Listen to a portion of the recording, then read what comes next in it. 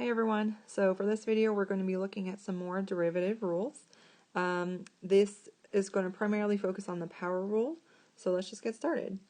So for part A we want to find the derivative of y, and so we're going to say y prime, derivative of y, and we're going to use the power rule. So we're going to take that 100 as the exponent and multiply by 3, the coefficient, so that gives me 300.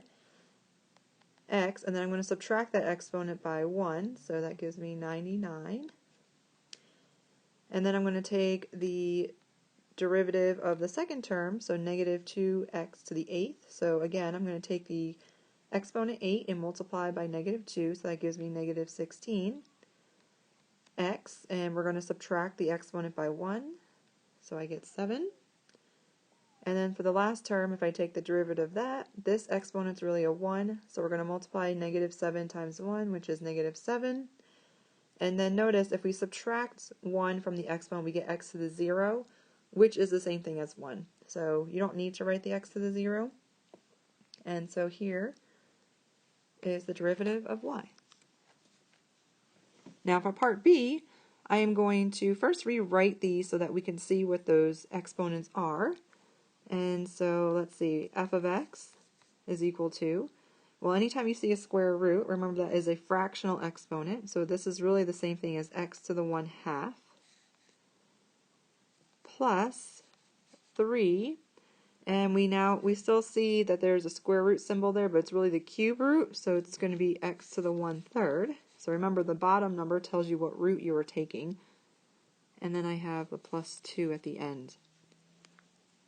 Alright, well now that I have everything written in terms of powers or exponents, I can now take the derivative. So f prime of x is equal to, we're going to take this 1/2, multiply by the coefficient 1, so I have 1/2 x, and if I subtract 1 from the 1/2 here, I get negative 1/2.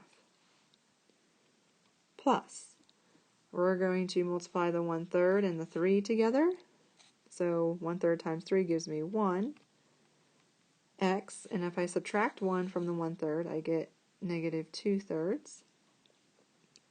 And then 2 is a constant, which means if I take the derivative of a constant, I get 0. Alright, so really, your derivative is just 1/2 x to the negative 1/2 plus x to the negative 2/3. And just like before, you don't necessarily have to simplify this. You can if you'd like. I know I have a tendency of wanting to simplify everything. And so if we do simplify this and rewrite it in terms of, without any negative exponents, then you will get something like this. So this negative exponent tells me the x is now going on the bottom, so this is going to be 1 over 2. And then because it's a 1/2, I know it's square root of x, so it's in the bottom there.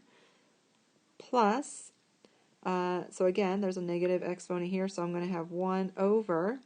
Now this is a little different, so remember the bottom number indicates that it's a cube root, and then really it's x squared under that cube root there. So that is a simplified version, but again, as long as you have that version there so we can see that you know how to apply the rules, you're good.